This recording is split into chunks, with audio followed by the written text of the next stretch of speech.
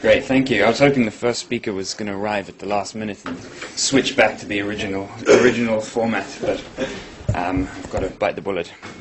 So this paper is about location, search costs, and employment outcomes, and it's based on a field experiment that I did in Addis Ababa about a year and a half ago. And it sort of takes as its starting point the issue of unemployment, or very high unemployment in African cities, but also the idea that a lot of the good jobs and the kind of high productivity jobs are being created in cities. And as a result, young people are flocking to cities, migrating to cities in large numbers, but yet not finding enough jobs as are necessary, as a lot of us in this room are probably interested in. So migration to cities is creating pressure on the labor market, but also on the kind of shape and structure of cities. And in many cases, new residents who are moving to cities are located increasingly on the outskirts, further and further away from jobs, and the transport costs are rising as cities sprawl in this way.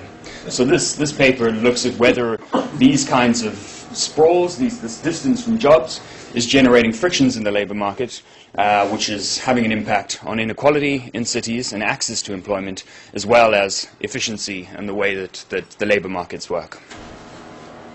So to address this question, I'm asking something quite simple. Are transport costs constraining young people from looking for work and finding employment in cities? And to do this, I ran a randomized control trial in Addis Ababa. We gave people transport subsidies for 12 weeks. They were non-fungible. You had to arrive at a certain point in the city to pick up the money, and that was the way that we covered people's transport costs. And we looked at the impact of these subsidies on employment outcomes. So what I'm going to show you is that lowering these search costs resulted in job seekers searching more intensely. And to do this, we've got this high-frequency phone call survey. So we phoned everyone in the sample every week to track their employment and job search outcomes over this time. And by the time we get to end line, I'm going to show you that they found better jobs as a result of the increased search intensity that they exerted. And so because I'm going to say that the subsidies, these transport subsidies, only brought people from the periphery to the center of the city, that is, the only thing it changed about their circumstances is that it brought them to where other people were already living in the center. I'm going to take this as evidence that the place of living are constraining young people in finding employment. Where they live matters for employment outcomes. And it happens through the mechanisms of a kind of cash constraints story, which I may not have time to go into in great detail, but is one of the main thrusts of the paper. So I'm quickly going to go through a little bit more of the motivation to explain how this works, what Addis Ababa looks like, what the labor market looks like, to motivate the paper before discussing the experiment. I'm not going to have time to go through the theory and then show you some of the impacts on employment and job search. So this is kind of a heat map of employment density in Addis Ababa. I'm not sure you can actually see it very well there.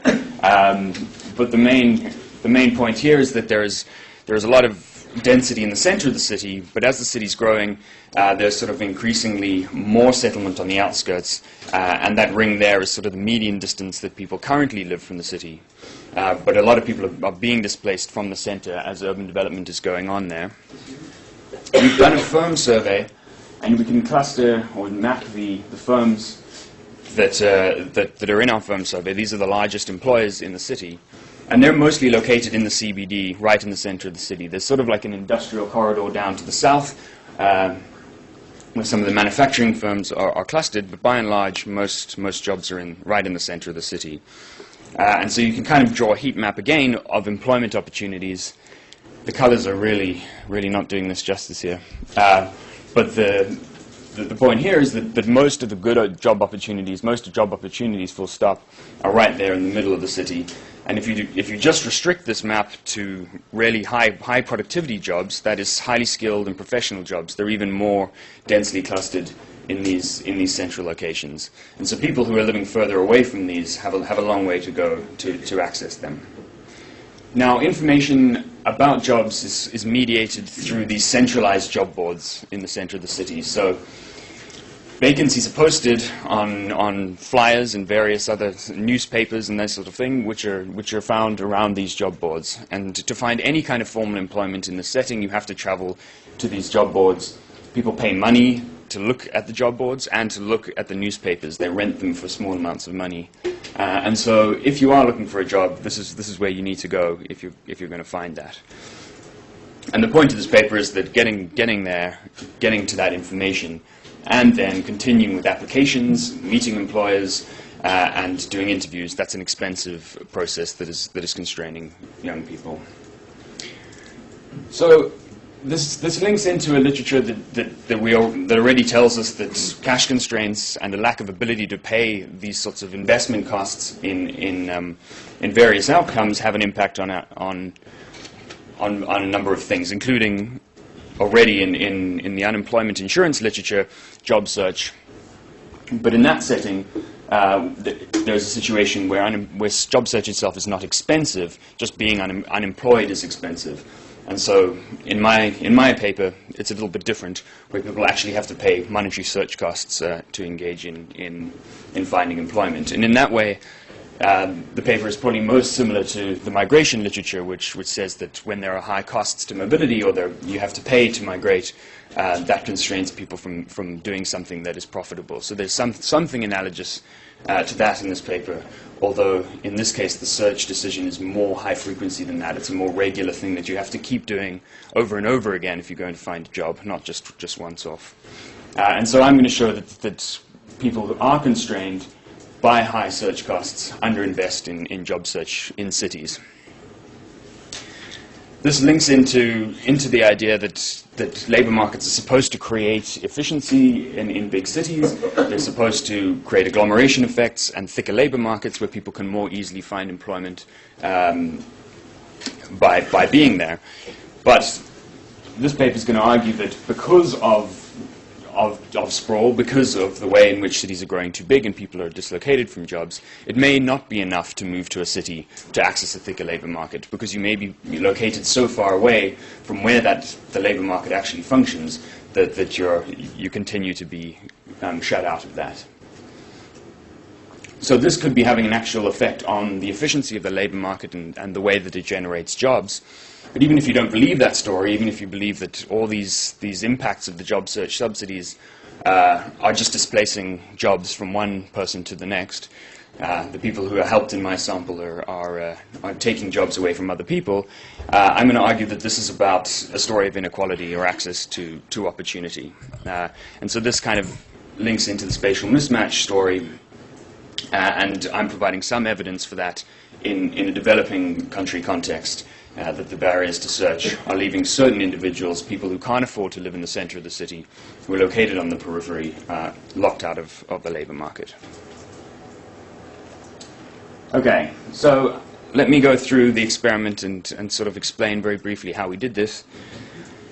We handed out these transport subsidies. They covered just the costs of job search itself, and as I said, you had to arrive in the center of the city to pick up the money, and that was the only way that you could access it.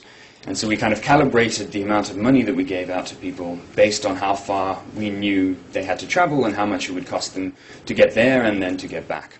And so you arrived at the center of the city and we handed out the money, and then you did whatever you want, search for a job, hang out, and then you could go home. And we did this for between 9 and 11 weeks, and we randomized that 2 days a week. The idea was not to try and induce an effect on commuting costs. We didn't want to lower the costs of actually going to work, which is a salient constraint in this setting as well, but not kind of the main focus of this paper. So we just did it for 2 days a week. And down there you get an idea of how this sort of compares to what people could be getting if they were working as daily laborers in other employment. This is the sort of design of the experiment. It was a very small sample thing, as you can see here. But we actually divided the sample into 3 different groups. So we have people who were pure controls. So we did a baseline and we did an end line, and we didn't speak to them in between. And then, as I said, we did these phone call surveys where we were phoning people every single week to get their information on a regular basis. And so we had one group who were only called but didn't receive the transport subsidies, and then of course the group who were called and got the subsidies. And so this of course allows us to compare this pure control to the other control, to look at whether or not the regular phone calls have some kind of Hawthorne effects or some kind of prompting effects to get people searching for work. And I'm not going to show you it here, but we found absolutely no evidence of that at all.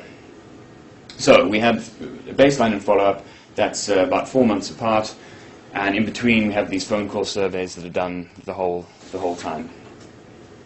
The transport subsidies were run, again the colors aren't really showing up here, but some people had it for 8 weeks and some people had it for the full 11 weeks, and we sort of randomly tapered off when the subsidies ended to exploit changes in when and how long people received them.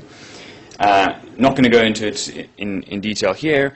There's a strong balance across treatment and control, and although attrition is quite high, we find absolutely no evidence that it was influenced by treatment whatsoever, and nothing else really seems to predict attrition at all. It seems, in fact, that most people drop out before we even did the first phone call, so it's very difficult to capture this sort of very highly mobile population, young people who are moving around a lot, and most of them were gone by the time, most of the people who did attrit were gone by the first phone call, before treatment started. One important thing to note is that there's sort of two different subpopulations that I worked with. So I worked with 2 different samples. All of them are young people, as I said, between the ages of 18 and 30. They're all living kind of on the outskirts of Addis, at least 5 kilometers away from the city and up to 15 kilometers away from the center.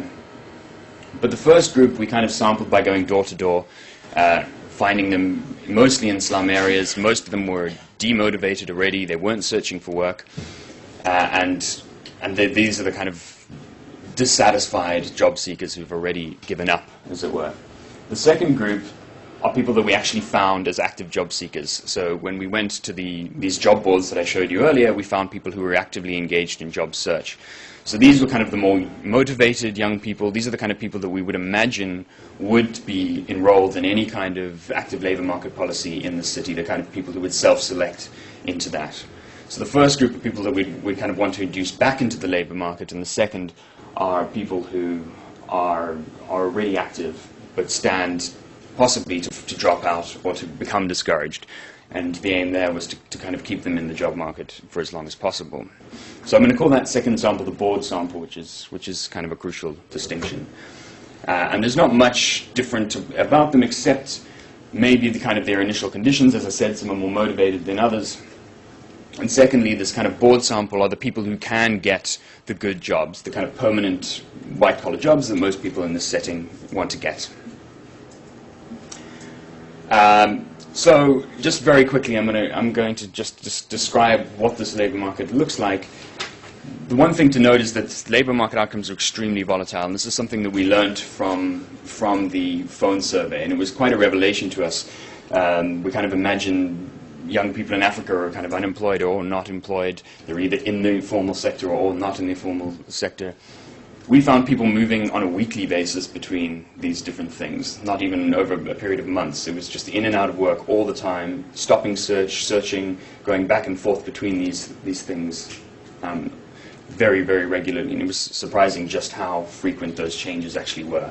So their outcomes are extremely volatile, and it seems as if they're sort of taking bits and pieces of work when they can get it in the informal sector or in other forms of casual labor, manual labor on the construction sites where most young men are working, almost as a way to try and keep their job search alive, or to keep themselves alive while they're trying to find better work. So there's some idea here that this is sort of a queuing story, but that's a misnomer to some extent. They're not sitting and queuing. They're using temporary work as a way, or they're using the informal sector to keep searching very actively for work. And most of them are still dead keen on finding permanent jobs. And so in that setting, job search is very costly, and as I said before, costly in monetary terms. So we imagine that they actually have to pay costs every time they want to go out and look for work. It's not just a sort of idle activity. And most people are using or have used the job boards at some point in the past. So this is not a new technology. We're not introducing them to job boards. We're not introducing them to new information that they didn't know about. This is something that they all know about and they all try to use as much as possible, but as I said, are constrained in how much they can do that. Right, so there is kind of a theoretical model where I'm trying to explain this switching behavior, this kind of moving in and out of employment and unemployment, moving in and out of search, and it's sort of a cash constraint savings model, which I'm not going to go through in any detail, but I might discuss a little bit later in comparison to the results that I find. So that's the situation. That's the experiment. I don't know if there's anything I should clarify at this stage about that. Okay. Well, then I'm going to start by explaining what we found at Endline. That is, in terms of employment outcomes. Let's kind of go in reverse. Explain how they did after the end of the study in terms of employment outcomes, and then go back and look at how it impacted job search and how that led to the effects that we found at Endline. So, very simple set of specifications. I'm just looking at the impact of treatment on Endline outcomes. And so, as I go, I have to kind of divide it between these two samples, these two different samples, because the way that they respond is so different. The first outcome that's most interesting and important to look at is the impact of having permanent work. And that's the distinction that everyone makes in terms of their job search outcomes. They're looking for a permanent job, usually in the formal sector, usually with a regular wage and a contract and all these sorts of things. It turns out that those city individuals, those people we found going door to door, are very unlikely to ever get these permanent jobs. It's very difficult for them to do. And we couldn't budge that margin, so we didn't induce any increase in the probability of them having those permanent jobs. But amongst this board sample, the kind of highly motivated, well-educated job seekers who can get good jobs, we found a significant impact on the probability that they had these permanent jobs at Endline. And it's small sample stuff, which is why there aren't quite as many stars as you'd like to see there. But the effect is really quite large there. We're looking at about a 30% increase in the probability of having a permanent job, and that is at this first Endline, which is kind of 4 months later. So they've searched more, they've got into good permanent jobs faster. We came back for an Endline another 6 months after that, and this was done by a phone survey where it was a little bit harder to reach people. We'd run out of money, well, I'd run out of money. And we phoned people again and tried to find out how they'd been doing. So the effect now is no longer significant, but it's almost sort of exactly half of what it was at the first Endline. So there's some evidence, I think, there of dissipation, and I can't state this too strongly, though it looks like the treatment group have stayed ahead to some extent. So they're still ahead after this length of time in terms of the probability of having permanent jobs. So of course it's not that they lost the permanent jobs. Almost no one ever loses permanent jobs in this setting. It's that the control group kind of caught up over time. For looking at the impact on having any work at all, what we found was that for that board sample, we didn't budge the employment margin at all, apart from permanent jobs. So they were more likely to be in permanent jobs, but conditional on not having a permanent job, they weren't more likely to have employment at all. On the other hand, the city sample, these people who were already kind of demotivated and out of the labor force, we seem to have induced them to re-enter the labor market with some probability. So they were more likely to be working at all when we came back at Endline. And when we came back 6 months later again, we had some really big problems with attrition on that city sample, not with the board sample. So I'm a little bit cautious about those results, but it looks like they're still ahead in terms of employment quite some time later.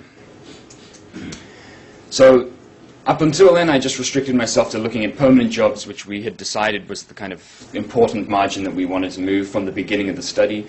After that, kind of went through the Endline and looked at a whole bunch of different job quality outcomes and looked at whether we had increased the quality of the jobs that people had, we find that for this city sample, these people who didn't quite find the great permanent white-collar jobs that people want, they still had higher quality jobs at endline. They were more likely to be working in an office, have a regular salary, be paid monthly, and these sorts of things.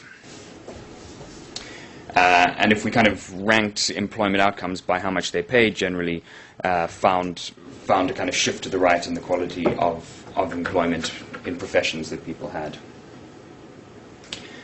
So those are the results on finding jobs. The interesting stuff really comes in the search outcomes and the trajectories of the search outcomes. And most of this is kind of in light of the model that I would usually have presented to kind of compare these things and look at the behavior of job seekers in this setting.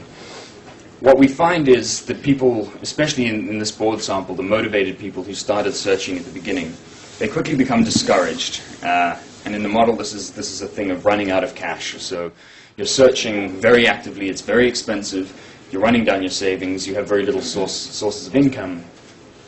And we see this in the data. So savings decline over time as people search. And then people give up job search over time as that happens.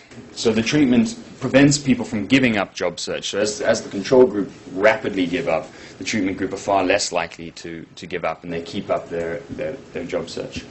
On the other hand, that city sample, the people who are kind of demotivated to start with, we kind of induced them to re-enter job search for a little bit longer. The impacts are all kind of at the extensive margin, so it's not about searching more during 1 week. It seems that if you're going to search for a job, you need to go into those job boards about 2 or 3 times a week, and we increase the probability that you did that for a given week. And the final finding that was really interesting was that this board sample, the people who kind of I kind of postulate use temporary work as a way to support themselves while they're looking for work, were less likely to be doing temporary work or casual labor or working in the informal sector when the subsidies were in place. So in some sense, they've decided that they now have the cash to search for work, and they no longer need to rely on those types of jobs to support themselves while that's going on. So this graph kind of tries to summarize all of the effects as succinctly as possible. So what I've done is I've plotted the composition across different categories of labor market outcomes for a select number of weeks, and then I've done that by treatment and control. And again, I'm not sure the colors are showing up too well here, but the idea is that the top of the blue bar is actual employment. At baseline, you can see, of course, that treatment and control are perfectly balanced. When we get to week 7, once the subsidies have been in place for quite a while, you can see that the treatment group are less likely to be working. That was the effect that I just described, that they're less likely to be in temporary work. And there's no effect on permanent employment just yet. But then conditional on having a job of any kind and conditional on not having a job, they're more likely to search. So it's happening at both of those margins. So the effects on search aren't driven in any way by composition effects as people do or don't take jobs. When we come back at week 11, this is when the subsidies had started to end for some people. That employment effect seems to have gone away, but still people are more likely to be searching whether or not they have a job. And then by the time we get to the end line, that permanent job effect is there. So the treatment group are more likely to have permanent jobs. But they're also still more likely to be searching. And I'm going to discuss that a little bit more later. So this is the kind of giving up effect, this kind of discouragement effect. Almost by design, in this board sample, everyone was searching for a job at baseline. We found them searching for jobs. So there's some sort of reversion to the mean here, definitely. But then there's also this long-term trend to kind of give up search as the study went on and as we were phoning them week by week. And it happens really quite quickly. But you can clearly see that the treatment group give up job search a lot less quickly than the control group. And this is actually, I didn't show the model, this is what the model would predict in a kind of dynamic dynamic simulation of a sample of job seekers, and it works out to something quite similar. So the prediction from the cash constraints model matches quite closely what we had there. So you can plot the treatment effects over time to get kind of a trajectory of the treatment effects, which is what this phone survey allows you to do. And you can see that the treatment effects aren't really there initially, but as people become discouraged, that's when the gap opens up, and the treatment group are more likely to be searching in each week individually, and you can plot a linear trend through that, and it looks mostly linear over time. So those are the main results on the trajectories of employment outcomes. A few other things came out of this. One is that the impacts are largest amongst people who are poorest or most cash constrained at baseline, people who have the least access to funds to fund their job search. The other thing that was really interesting was that job search persisted, or the effects persisted, after the subsidies ended. So the idea there is that people were able to maintain their savings for longer. They weren't running them down as quickly, and they were more likely to have cash on hand or savings on hand that allowed them to continue the job search after the subsidies were gone. And as I said, no evidence of Hawthorne effects, no evidence of impacts on impacts of the phone calls on outcomes.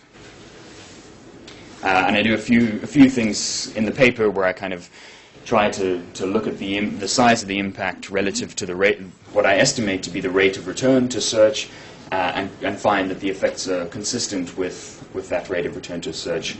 The amount of additional search that we induced is consistent with that. So just to conclude and try and argue why I think this is interesting.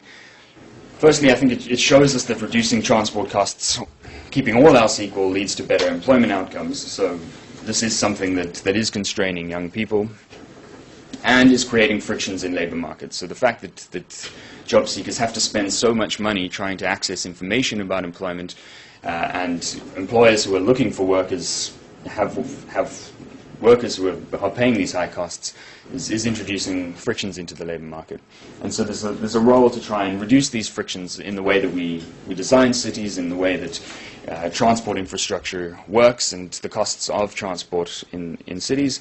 Addis Ababa is undergoing enormous urban transport overhaul at the moment. If any of you have been there recently, you would have seen this large railway line that they're building, light rail system that's covering the city, and that's going to be interesting to see what this does to the costs of job search and commuting.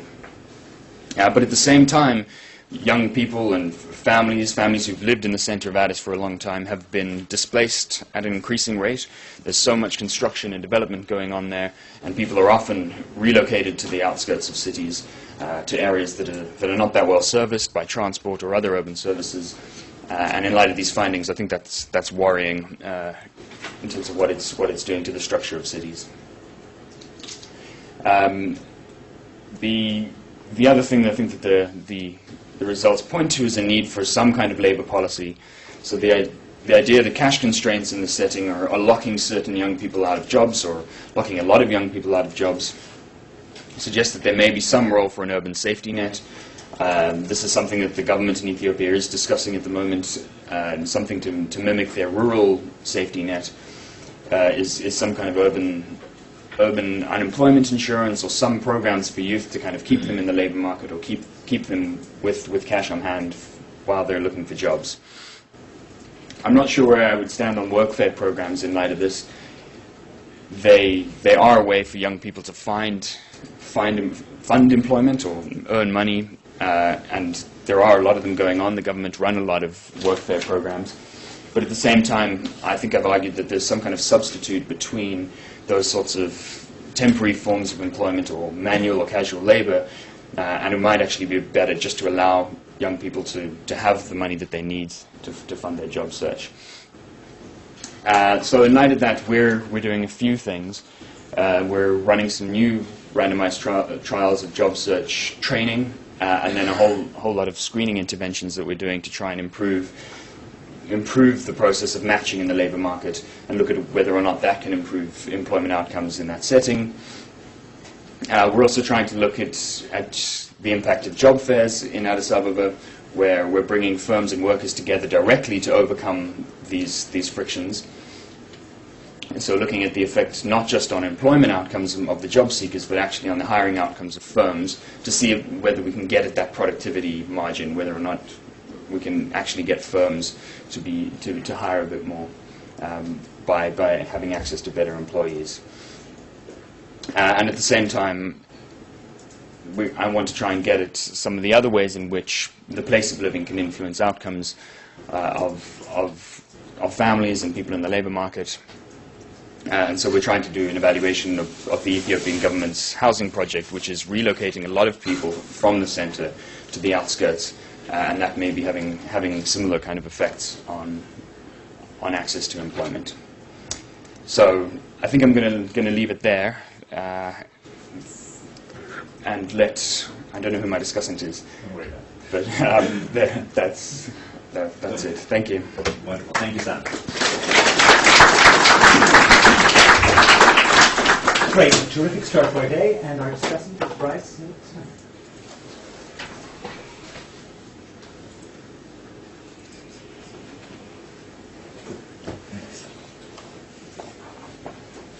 Hi, I'm Bryce Steinberg, and I'm going to be discussing Simon's paper today, which I really liked.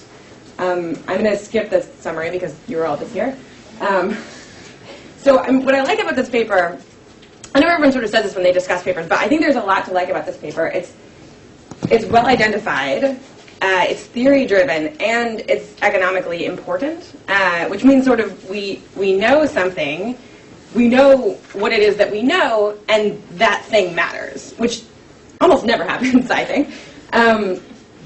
It was a randomized control trial. It seems to have been done really well, and it doesn't seem like Simon had a lot of time to go into the detail, but they thought really hard about Hawthorne effects and about randomization.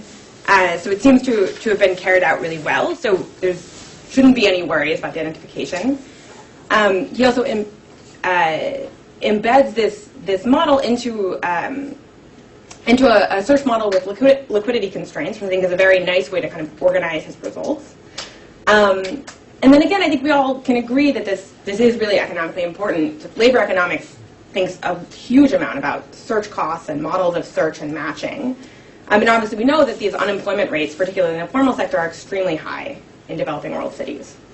So as I said, I think the paper was done really well, and so I'm going to talk less about sort of the details of the paper, and a little bit more about taking a step back and thinking about this as development policy and sort of what we're going to need to know to think about whether we should be subsidizing search costs or not. Okay, so as a student of Ed, I have to ask where the market failure is, because it's Ed's favorite question about everything. So in the model, there are two things that you need. So you need search costs, right? But that's not going to be enough, because even if search costs are high, but if the value of the match is very high, people should be willing to pay that value in order to get it. So you need liquidity constraints here in order to get people to be sort of not paying the search costs to get these very high-paying jobs. Now, in development, we kind of love liquidity constraints because they're a great answer to the question, why are people not doing the thing that we think they should be doing? And in fact, people are liquidity constrained in many contexts, and in this one, I'm sure as well. But I think it's always worth thinking about, when we think liquidity constraints are the problem, whether subsidies are the answer. Right? Because we tend to do this thing in development where we say, look, people are not doing this thing we think they should be doing. They're definitely liquidity constraints. And so let's make the thing we think they should be doing free and see if they do it. And oftentimes they do that, sort of not surprisingly. But it's not clear that that means that the reason they weren't doing it in the first place was liquidity constraints. Right? So I always think, and maybe this is sort of just a particular quirk of mine, but I always think it's interesting to think about these subsidies as opposed to something like a loan or a cash drop. Right? Because if you think that really everybody knows that this search is worth it, it's just that I literally can't feed myself and search at the same time, then something like a loan or a cash drop should work really well to encourage people to search as well.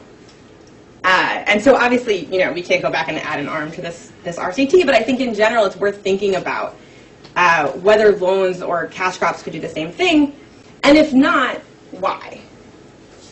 So I think there are a lot of reasons, sort of other market failures that could be going on here. There could be lack of information. There could be things like procrastination going on. That all seems within the realm of possibility. But I think understanding which of these things is going on is very useful when we think about the policy implications of this.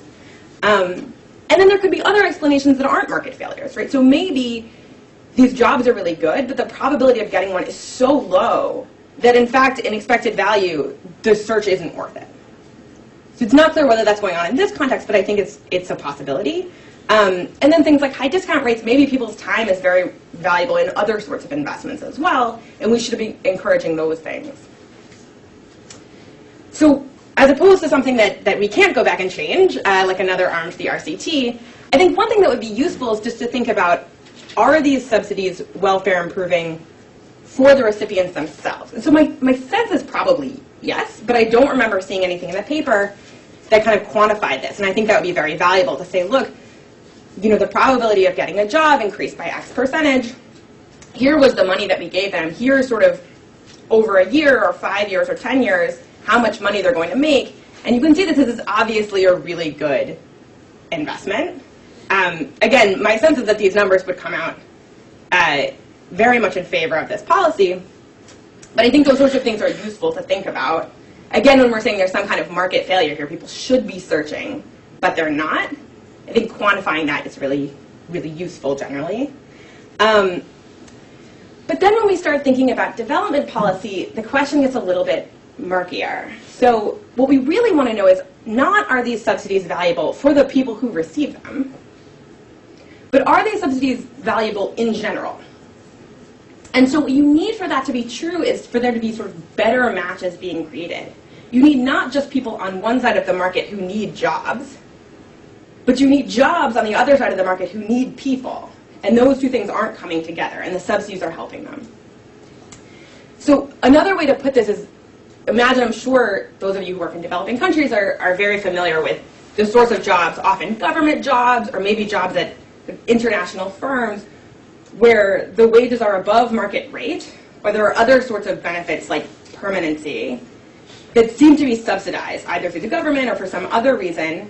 These jobs are incredibly desirable, right? But everyone can't get them precisely because there's some sort of rents involved. And so if these jobs, if all we're doing when we subsidize transportation is switching some people out of those jobs and other people into them, then it's not clear as policymakers that that's what we want to do. If there are only so many sort of subsidized government jobs, it's not clear that we really care who gets them. Maybe we care that they exist at all. But I think it's worth thinking about. I think the match here is really crucial. And so this is what I think would be sort of nice to think about in this paper, is what are the firms doing here? So there's a little bit of talk about firms, but not much. And as I said, I think this idea of undermatching is really crucial. For this sort of policy to be welfare improving, you need a world in which match is really important, and it's very hard to get these guys together. And it seems like actually some of the new research might be useful for that. And again, you know, we need to understand, why are firms undermatching? So if firms know, for instance, that there are very skilled people on the outskirts of the city, and those people are liquidity constrained and can't get in, then it seems like there would be some role that the firms could play. It would be very valuable for you as a firm to try to figure out how to get information or recruiters out to the outskirts of the city. If you're just desperate to get people to work for you, then it seems like you could sort of think about how to overcome these liquidity constraints yourself. Although there could be information issues, there could be high costs here as well, I think it's worth thinking about why the firms, if there is this undermatching problem, why are the firms not solving it? And then again, sort of how do we think about transport subsidies in that world, in the world of match? And then there's sort of, so that's what I think it would be helpful to think about these things in terms of policy before we think about whether transport costs are kind of the answer, is whether this is improving match quality. And then there's sort of a totally different question, which I think is kind of interesting. Given that this is sort of an urban context, I think it's worth thinking about this in terms of the classic spatial equilibrium models that we think about, where in that world, lower wage workers live far from the city center, not because they're displaced, but just because their cost of time is low. And so they're willing to travel further for work, back and forth, in order to pay less for housing. But here, it's not just commuting that's the cost. There's this search cost for jobs as well. So you would think about some kind of poverty trap that exists in this world, in which because low-wage workers are on the outside of the city, they actually stay low-wage workers. And so I think it would be kind of interesting to think about that in terms of sort of the classic models of cities that we think about now. So that's all I have. I don't know. Great. Okay. Well, thank you.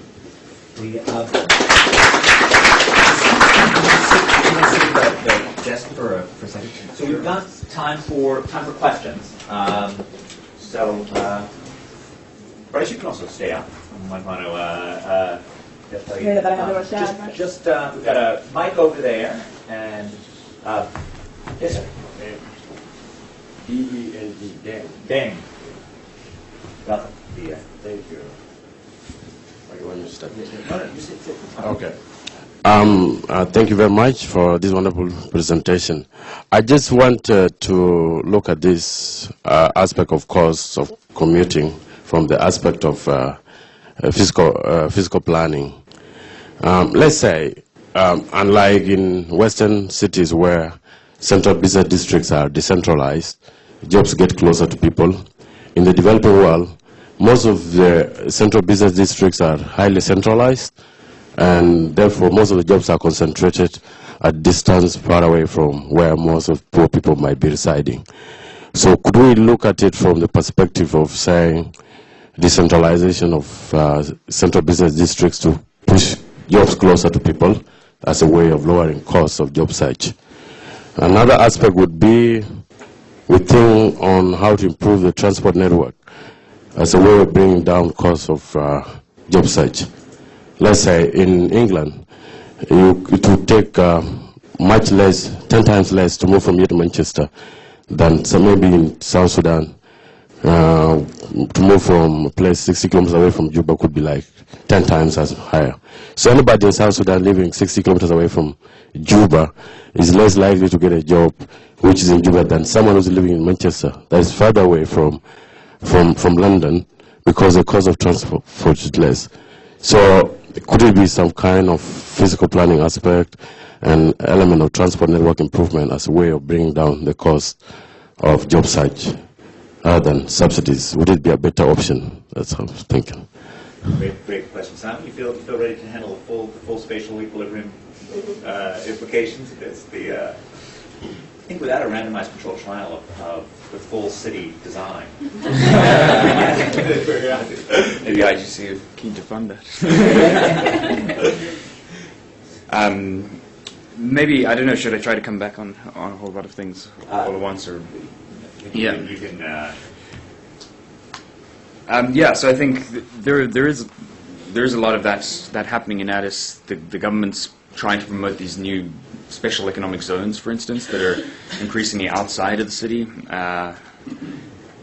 And as the city is growing, I think there are more and more sort of smaller CBDs that are popping up to kind of do exactly what you're talking about. I think firms, there's that, you know, obviously there's force driving firms to agglomerate in the center, but the CBD now is probably too dense, and it's going to be interesting to see how the growth continues and how that plays out. And the firm side of it is really interesting, and that's what we're trying to get at now with some of these new things that we're doing. And it's still a mystery to us in a lot of ways how firms are hiring and how they think about where they get their workers from. I can talk for hours about these job fairs that we've had, and we see firms arriving to try and do recruitment, and we've been encouraging them to come to the job fairs. And I think a lot of the story is about actual management practices and not the labor market there in a lot of ways is new. It's 20 years old since the fall of the socialist regime, where everything was public sector and was highly regimented and centralized, and now most of the jobs we're dealing with here are private sector. They are this growing private sector. The public sector is less and less important, but there aren't the institutions in place to mediate how matches are made. So, as you said, the probability of a good match is really low. The probability of finding a good job for job seekers is really low, and for firms it's hard to find good matches. And so they kind of just cycle through workers really quickly. They find that very few of the people that they hire are good matches, and we're not sure exactly why they're not willing to invest more in trying to improve that recruitment process and that screening process, which is a lot of what we've been trying to do. And yeah, part of it I think is just is a management question, and part of it is kind of a coordination thing where none of the institutions required to make better matches currently exist, and no one really has an incentive to invest in doing it at the moment. Bryce, do you want to? No. I have a question. You could probably My name is Lilian, but my question is.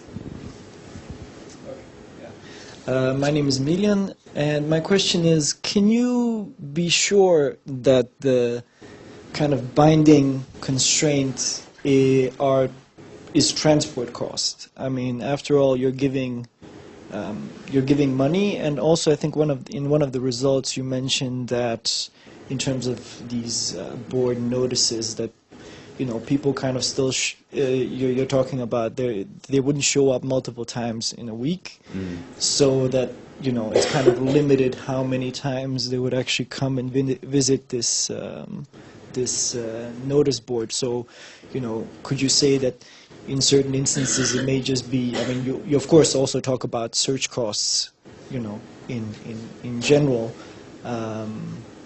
but can you be sure that it's kind of the transport that's the central issue, or could it just kind of be a bit more general problem of search costs?